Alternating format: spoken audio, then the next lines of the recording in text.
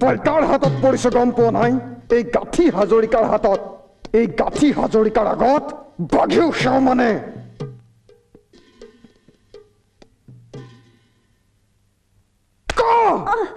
ক তোৰ গিৰিয়েক ক'ত আছে? ক তোৰ গিৰিয়েক ক'ত আছে? ক